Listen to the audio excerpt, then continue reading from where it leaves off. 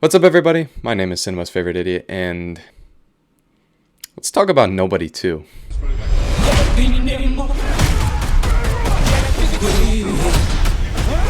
Alright, to first understand what Nobody 2 did right and wrong, we first have to look at the difference between the first and second movie. In Nobody 1, we saw our main character struggling to restrain his past life and identity as a contract killer.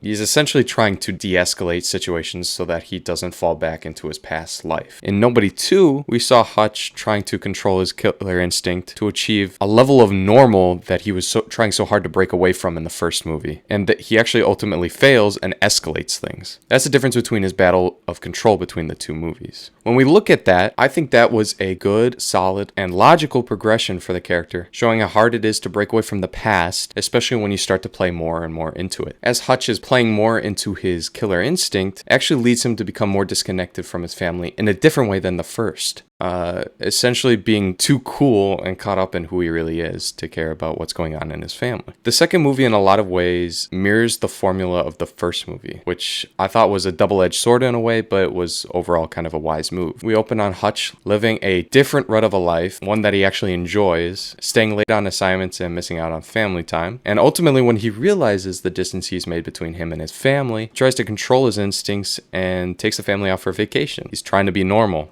Again, this is a good, solid plot considering the progression from the first movie. In a lot of ways, the movie captures the same fun, entertaining action that took audiences by surprise for the first movie. But in other ways, it tried all too desperately to recapture and replicate that same magic from the first movie. For instance, in Nobody 2, they tried to replicate the public bus scene, the most iconic scene from the first movie, via a duck boat scene. Like, Hutch is fighting people on a duck boat. And that's supposed to be like, a mirror of the first public bus scene. The duck boat scene was rushed, but overall enjoyable. With that being said, it just simply was not as enjoyable for one simple underlying factor.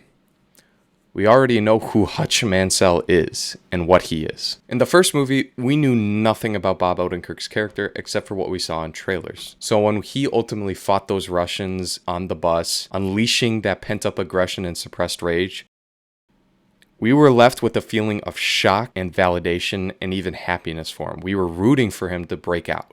In the second, Hutch wasn't expelling anger or rage, nor fighting for his past self. He was just simply fighting. Again, the fight scene was well and good, but the feeling of shock and validation didn't come into play. We already know that Hutch is untouchable, and therefore the movie has nothing left to prove. This proved to be one of the single biggest issues of the movie, trying to replicate the same feelings, actions, and moments of the first, but with an audience that already understands the character. In some instances, the references made me smile and laugh, while other times I couldn't stop thinking about how much better the first did. Despite this, in a lot of ways we saw Hutch be a better human. He sticks up for his family and helps others. I mean, the whole movie could have ended, but he chose to stick and rescue a kidnapped kid, which was a great emphasis for the character and gave us something to root for. The movie's focus on confiding and looking for others for love and support was a good message. You don't have to do it alone, and we saw that very readily throughout this movie. Ultimately, Nobody 2's main villain, played by Shara Stone, was a big step back, being overall annoying, over the top, and it probably is the single biggest drawback of this movie. The character development was rushed. One minute she sliced a guy's throat, and the next she was on his way to kill Hutch. The character felt stupid, and they tried to make her a character more so than she had to be. And also, we never got that time to sort of really understand just how powerful and ruthless she actually is, And I guess that kind of just speaks to how rushed the movie made me feel. Again, this was like an hour and 29 minutes, the whole movie, and I just kind of felt rushed compared to the first one. This made me really appreciate Nobody 1's main villain more. After everything I've said, I still think Nobody 2 was a decent movie and a strong sequel. Of course, they couldn't entirely capture the magic of the first, but I think they actually did a good job of capturing what they could. I laughed, I smiled, and I enjoyed the theater with others that were making audible reactions to scenes on the big screen. And it was a lot of fun. I was entertained by the creative killings, antics, setting, scenes, and mannerisms of Bob Odenkirk. I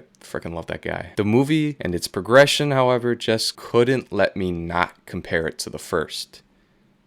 And the first was just simply better. For that reason, I'm putting this movie under the could watch category. But I think if you're bored and you're looking for a popcorn flick, it will definitely succeed in entertaining you. Anyway, this was Nobody 2 2025. Peace out, guys.